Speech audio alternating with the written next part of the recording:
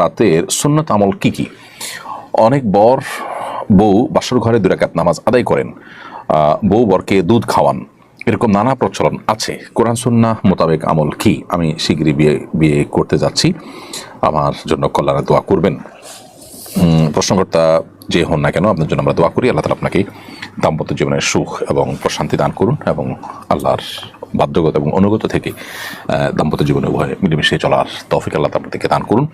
আর আপনার প্রশ্ন উত্তর হলো যে জি, সুগন্ধি ব্যবহার করবেন, এটা উত্তম সন্দেহাতীতভাবে, বিশেষ করে স্বামী স্ত্রীর প্রথম সাক্ষাতে একে অন্যের প্রতি ভালোবাসা এবং আকর্ষণ এটা যেন তৈরি হয়, সেজন্য সুগন্ধি ব্যবহার করা ভালো।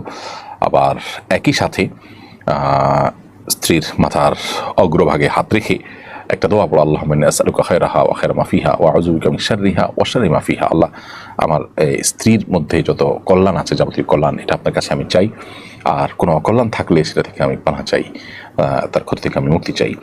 এরকম দোয়া পাঠ করা মুস্তাহাব, হাদিসে রয়েছে। এর বাইরেও স্বামী স্ত্রী উভয়ে দাঁড়িয়ে 2 রাকাত নফল নামাজ আদায় করা বাসর রাতে, সেটাও মুস্তাহাব। অনেক উলামা ইকরাম সেটি করতে আমাদেরকে পরামর্শ দিয়েছেন বিভিন্ন বর্ণনার আলোকে। সো এই কাজগুলো আপনি করতে পারেন এবং আল্লাহ তাআলার কাছে সাধারণ এবং কমন যে দোয়া আছে সেই দোয়াগুলো তো আমরা অনবরত নেককার স্বামী নেককার স্ত্রী পড়ার জন্য, যেমন সূরা ফুরকান ৭৪ নম্বর আয়াত, রব্বানা হাব লানা মিন আজওয়াজিনা ওয়া যুররিয়্যাতিনা কুররাতা আয়ুন ওয়াজআলনা লিল মুত্তাকিনা ইমামা, এই জাতীয় দোয়াগুলো আমরা করব ইনশাআল্লাহ তাআলা।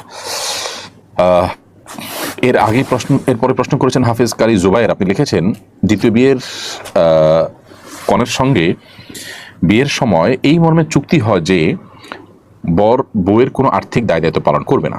এই শর্তের ভিত্তিতে বিয়ে করা জায়েজ হবে কিনা? বিয়ে হয়ে গেলে আর্থিক দায়িত্বের বিধান কি?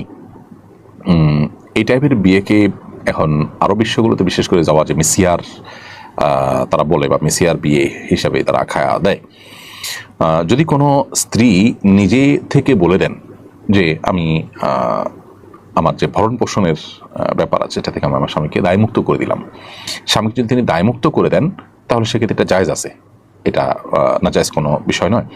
আমরা নবী করিম সাল্লাল্লাহু আলাইহি ওয়াসাল্লাম স্ত্রীদের মধ্যে একজন স্ত্রীর ক্ষেত্রে আমরা জানি যে তিনি নবী সাল্লাল্লাহু আলাইহি ওয়াসাল্লামকে তার হক আদায়ের ক্ষেত্রে তার যে অন্য স্ত্রীদের সাথে সমান্তরালভাবে তার যে সাথে রাত্রি যাপন করা, তার সঙ্গে দিন কাটানো, এটার যে দায় নবী সাল্লাল্লাহু আলাইহি ওয়াসাল্লামের ছিল স্বামী হিসেবে তার প্রতি, এটা থেকে তিনি নবী সাল্লাল্লাহু আলাইহি ওয়াসাল্লামকে মুক্ত করে দিয়েছেন এবং নবী সাল্লাল্লাহু আলাইহি ওয়াসাল্লাম সেটাকে অ্যাকসেপ্টও করেছেন। অতএব বিয়ের আগে থেকে যদি এরকম কোনো শর্ত দেওয়া হয় এবং উভয় যদি সেটার উপর সম্মত হয় তাহলে সেটি জায়েজ রয়েছে।